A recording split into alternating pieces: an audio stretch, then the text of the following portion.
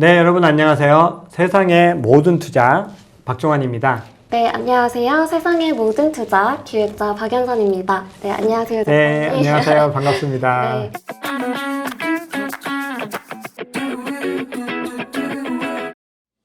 세모투에 세모와 네모가 있다면 저는 동그라미, 네. 좀 둥글둥글한 성격의 기획자입니다. 오늘 처음으로 합방을 진행하게 됐는데 한번 진행해 보도록 하겠습니다. 네. 테라 루나 사태가 일어난 지 2주가 지나가는데요. 네. 많은 분들이 피해를 입었고 또 해당 이슈로 암호화폐 시장 전반에 대한 불신이 굉장히 커졌습니다. 그 원인을 알아야 앞으로 대처할 수 있다고 생각하는데요. 사건에 대해서 오늘 박종환 작가님과 짧게 다뤄보도록 하겠습니다. 우선 테라 루나 코인이 뭔지 모르시는 분들도 계실 것 같아요. 짧게 테라와 루나 코인이 뭔지 설명 부탁드리겠습니다. 네, 우선 테라는 이 시스템, 즉 메인넷을 의미하는 거거든요. 근데 이 테라에서 두 개의 코인이 발행이 됩니다. 하나는 스테이블 코인이고 하나는 이 스테이블 코인의 가치를 담보할 수 있는 코인이에요. 그래서 이 스테이블 코인의 대표적인 게 이번에 사고가 난 UST, 이 달러와 연동된 스테이블 코인이고 이거의 가치를 맞춰주는 게 바로 루나 코인이 되는 겁니다. 그래서 이 두 가지는 알고리즘 방식이라고 하는 걸로 운영이 되거든요. 이게 어떤 방식이냐면은 이 스테이블 코인을 1달러에 무조건 맞춰줘야 돼요. 이 스테이블 코인은 1달러보다 높아도 안 되고 낮아도 안 되는 딱 1달러인데 이걸 맞추기 위해서 이 루나 코인을 만들어서 만약에 이게 1달러보다 낮아지면은 이 루나 코인을 더 발행을 해서 이걸 사주는 거예요.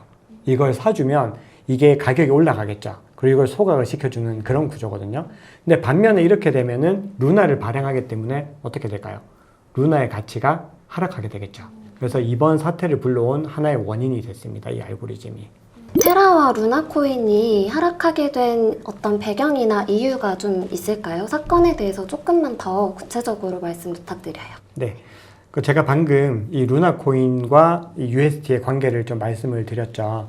근데 이게 굉장히 시장이 좋아서 UST 수요가 많을 때는 루나의 가치가 그냥 급등하게 되거든요. 그래서 작년 한 해 동안 루나가 100배 넘게 올랐어요. 그래서 사람들에게 엄청난 이득을 안겨준 거죠. 근데 이게 반대가 되면 어떻게 되냐 하면 UST가 1달러 미만으로 내려가면 이 루나를 계속 발행을 해야 되는 상황이 일어나기 때문에 이 가치가 폭락할 수밖에 없는 구조가 되거든요. 근데 이번에 어떤 좀 악의적이라고 해야 될까요? 좀 어떤 세력들이 개입을 했어요. 그래서 그 세력들이 이 UST를 갑자기 대거 매도를 해버린 거예요. 매도를 하게 되면 이 UST의 가격이 당연히 내려가게 되겠죠. 그러니까 어떻게 될까요? 루나 코인이 이 가격을 방어하기 위해서 계속 발행을 하게 된 거예요. 그러다 보니까 루나 가격도 폭락을 하게 되고 그러니까 사람들이 두려움을 느낀 거예요. 이러다가 이 시스템이 붕괴되는 거 아닌가?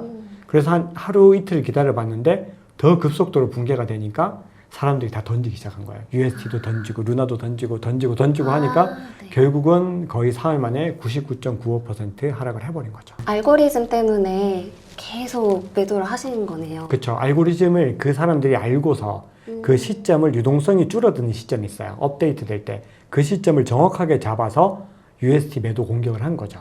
그래서 그 사람들은 이 루나에다가 숏을 쳐서 굉장히 많은 돈을 벌게 됐고 결국 그것 때문에 많은 사람들은 피해를 받게 된 거죠. 근데 비트코인 가격이 올라 있을 때 알트코인 가격이 내려 있는 그런 비트코인 대세장이 있고 또 비트코인과 알트코인 가격 모두가 다 내려가 있는 시장 전체가 폭락하는 상황이 있어요. 이슈로 인해서 현재 시장이 어떤 상황인가요? 지금 시장은 이 가격에서도 보시면 아시겠지만 완전히 크게 하락을 했죠.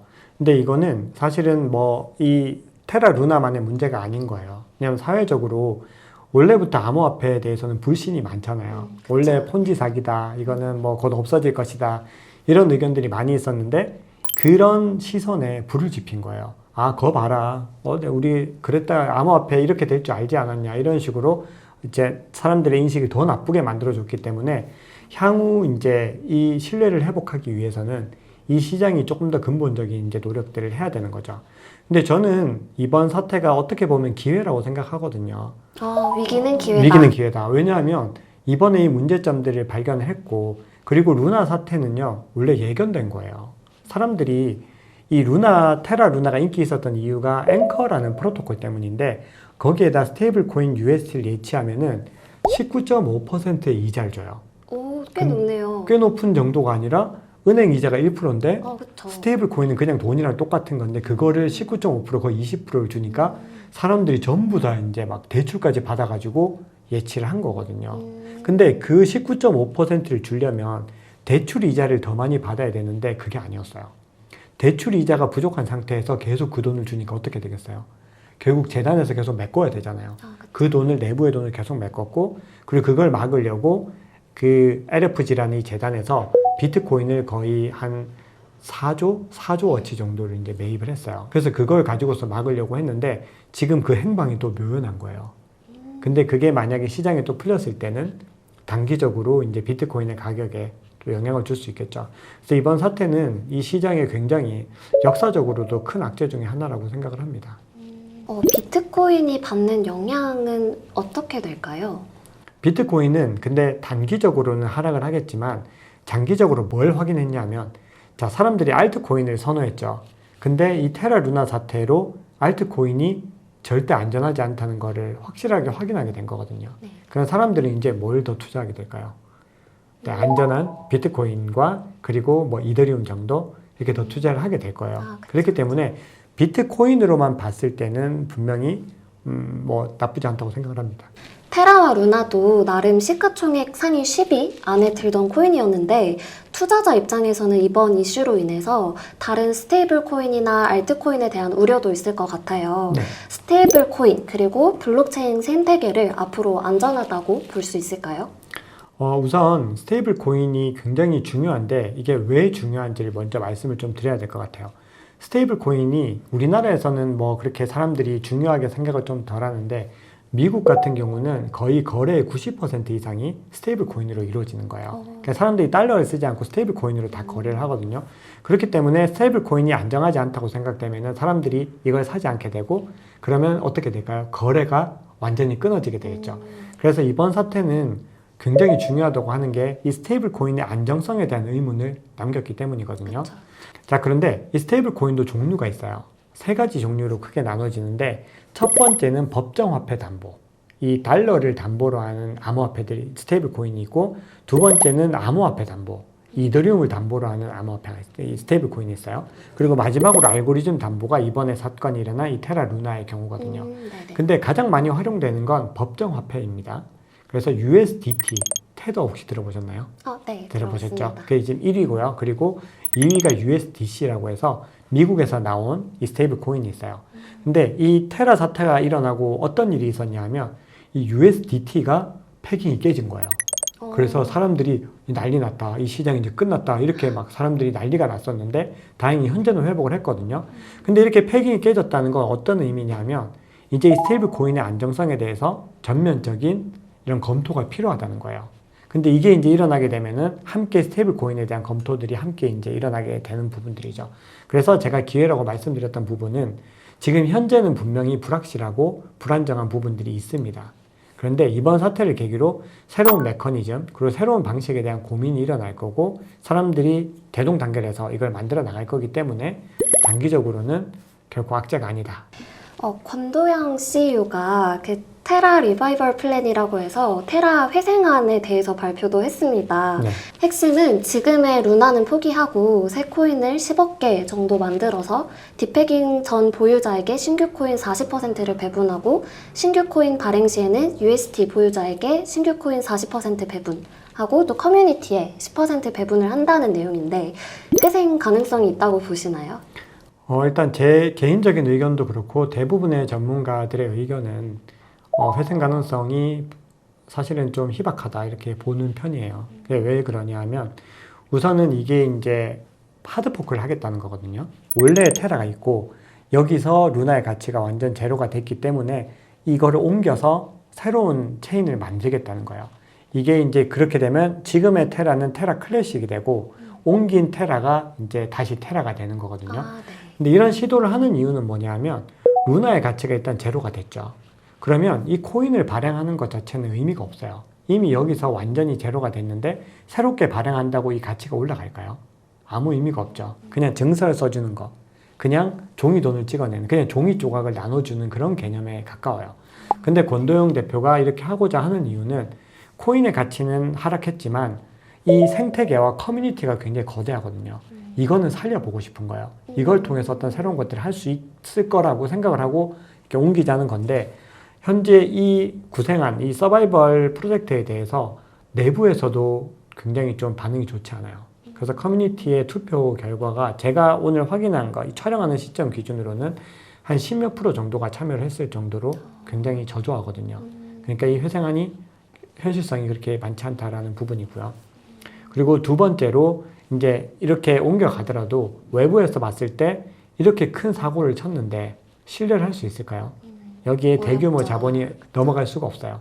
그리고 무엇보다 지금까지 이 테라에서는 아까 말씀드렸던 19.5% 이자율 말고는 구체적인 플랜을 얘기한 적이 별로 없어요. 그러니까 어떤 구체적인 게 없는 상태에서 이걸 한다는 거는 현실적으로 부족한 거죠. 이게 테라 클래식, 테라 이걸 얘기하는 게 이더리움에서 이제 본떠온 거거든요. 맞아요. 제 책에 보면 네. 이더리움 클래식이 나눠진 이유가 이 더 다오라는 더 다오 해킹 사건 때문이에요. 근데 그 해킹 사건은 돈을 잃기 전에 발견을 했어요. 그래서 그거를 출금 전에 사전에 막았기 때문에 피해가 없는 상태였어요. 그 상태에서 보안을 강화하기 위해서 하드포크하자. 이거는 명분이 있었거든요. 그쵸. 그래서 8, 90%는 찬성을 해서 함께 이더리움으로 떠났고요. 나머지 반대하는 10%만 남아서 이더리움 클래식을 지켰던 거예요. 그래서 코인이 나눠진 건데 이 테라의 경우는 그런 명분이 없죠. 그렇기 때문에 많은 전문가들이 회생안 자체는 현실성이 없다. 이렇게 평가를 하는 거죠. 근데 물론 다만 저는 이 사태가 빨리 좀 많은 피해자들의 어떤 구제 방안이 생겨서 어쨌든 그런 방안으로 좀 해결이 돼야 된다고 생각을 하거든요. 그래서 이 방법이 아니더라도 어쨌든 좋은 방안들이 빨리 마련돼야 된다고는 생각을 하고 있습니다. 네, 맞습니다.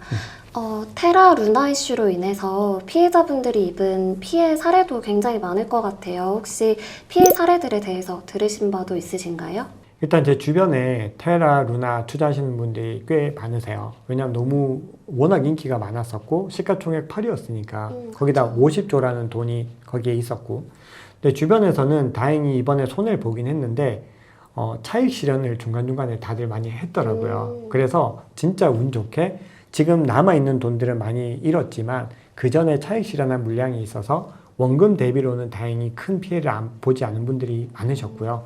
그리고 제가 최근에 서울 머니쇼 강연을 하고 왔잖아요. 네네. 근데 거기서 만난 어떤 전문가 분께서는 본인 주변에 루나에 100억을 내놓으셨다고 하더라고요. 근데 그 돈이 그 강연 날 그분이 얘기하기로는 당시에는 2천만 원 정도 남아있다. 그렇게 얘기를 하시더라고요. 근데 지금은 아마 더 떨어졌을 거예요. 그래서 뭐 10억, 20억, 뭐 수십억 날렸다는 분들이 그냥 언론에서만 나오는 게 아니라 실제로 많이 있으시더라고요. 그래서 그런 분들에게는 진짜 좀 위로의 말씀을 전하고, 그리고 어느 정도라도 꼭 회복되기를 진짜 간절히 바라는 거죠. 생각보다 실제로 정말 피해 사례가 존재하네요. 그럼요. 네. 혹시 테라 루나 이슈에 대해서 대표 금융가 분들이나 혹은 국내 해외 정부의 반응은 어떤가요?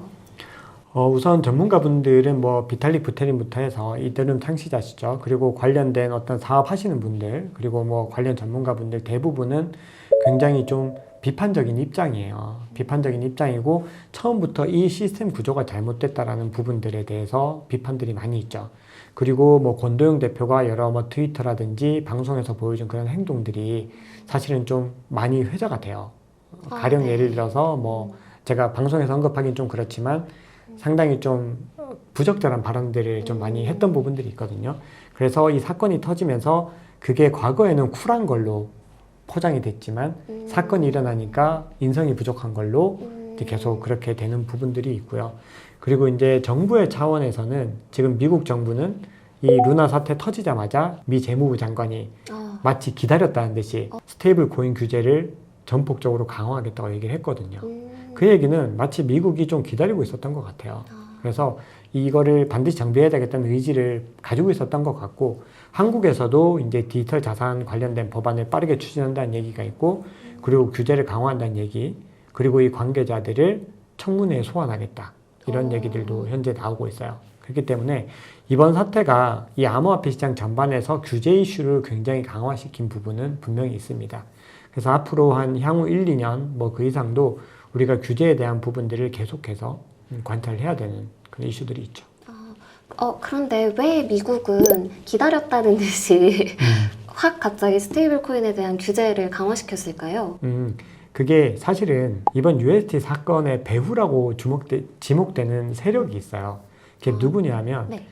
미국의 이제 주요 거래소 제미니 거래소에서 비트코인이 굉장히 많이 인출이 돼서 거의 10조치가 뭐 대출이 됐다는 얘기가 있어요. 그거를 블랙락이라고 하는 세계 1위 자산 운용사예요. 그리고 시타델이라고 하는 세계 굴지의 헤지 펀드가 있거든요.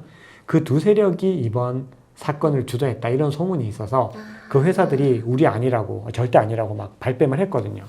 근데 그 이야기가 나오는 이유가 뭐냐면 미국이 현재 밀고 있는 스테이블 코인이 USDC예요. 그래서 USDT가 지금 1위인데 올해 안에 아마 USDC가 따라잡을 것 같아요. 근데 USDT는 중국 자본이에요. 근데 USDC는 미국 자본이고 USD는 한국 코인이죠. 근데 물론 글로벌 코인이지만 근데 미국이 월가에서 이 USDC를 통해서 이 시장의 패권을 잡으려고 하는 거예요. 주도권을 잡으려고 하기 때문에 그 알력 싸움이라는 이야기가 있고요. 또 하나는 미국이 CBDC를 이제 발행을 해야 되잖아요. 근데 아직까지 구체적인 안이 없어요. CBDC를 할 거냐 아니면은 중앙화된 스테이블 코인 USDC를 밀어줘서 이걸 CBDC 역할을 대신하게 할 것이냐. 이 두 가지가 굉장히 중요한 이슈거든요. 네. 그런 상황에서 이 사건이 터졌기 때문에 미국이 얼마나 이 사건에 깊숙하게 개입을 하려는지를 알 수 있는 거죠. 그래서 자넷 옐런의 이 발언은 뭔가 준비된 발언이었다. 마지막으로 질문 드릴게요. 네. 테라 루나처럼 앞으로 향후 안정성이 우려되는 코인이 혹시 있다고 생각을 하시는지, 그리고 저희 같은 개인 투자자들은 안정성이 우려되는 코인을 어떻게 미리 찾고 사전에 알 수 있을지 한번 여쭤보겠습니다. 루나 코인에 제가 개인적으로 투자하지 않은 이유는 탈중앙성이 부족하기 때문이거든요. 근데 탈중앙성이 부족하다는 거는 그만큼 특정한 세력에 의해서 이 코인이 움직여질 수 있다는 의미거든요. 근데 그걸 이제 판단하는 방법은 이 노드의 수가 얼마나 되는지 그리고 이 토큰의 배분이 어떻게 되는지 이런 정도를 보시면 돼요. 그렇게 봤을 때 이걸 투자하지 말라는 의미는 절대 아니고 테라와 좀 비슷한 어떤 성격의 어떤 스테이블 코인은 아니지만 비슷한 성격의 프로젝트가 솔라나 같은 경우를 들 수 있거든요. 네. 솔라나의 경우도 기관의 비중이 굉장히 높고 그리고 특정한 어떤 사람들에 의해서 이 프로젝트가 많이 좌지우지 되는 부분들이 있어요. 그렇기 때문에 우리가 장기 투자를 할 때는 이 탈중앙성을 보고 탈중앙화가 잘 돼 있는 거를 골라야 되는데 그렇게 확실하게 탈중앙화가 돼 있는 거는 현재는 비트코인밖에 없습니다. 그리고 네. 비트코인을 또 하나를 더 추가를 해주면 이더리움이 있는 거죠. 그래서 초보 투자자분들은요. 비트코인과 이더리움을 위주로 투자를 하시는 게 가장 좋아요. 그게 지금 상황에서 안정성을 확보하고 향후의 수익성까지 같이 가져갈 수 있는 사실상 유일한 대안이라고 저는 생각을 합니다. 솔라나에 대해서 관심이 많아서 보고 있었는데 네. 근데 이 잠시. 솔라나를 투자를 하지 말라는 얘기가 아니라 솔라나를 투자하려면 솔라나가 어떤 상황인지 반드시 이해하셔야 된다는 거거든요. 그러니까 제가 방송에서 솔라나를 곧 언급을 할 거예요. 솔라나에 대해서 말씀을 드릴 건데 왜 솔라나가 탈중앙성이 낮은지에 대해서 그 이해를 하시고 그럼에도 불구하고 이 솔라나의 생태계 확장과 커뮤니티에 만약에 가중점을 둔다면 투자를 하셔도 돼요. 근데 그게 아니라면 고민을 해보시라는 겁니다. 네. 오늘은 테라 루나 이슈에 대해서 박종환 작가님과 이야기 나누어 봤습니다. 다음에 또 다른 암호화폐 시장 이야기로 찾아뵙도록 하겠습니다. 감사합니다. 네, 감사합니다.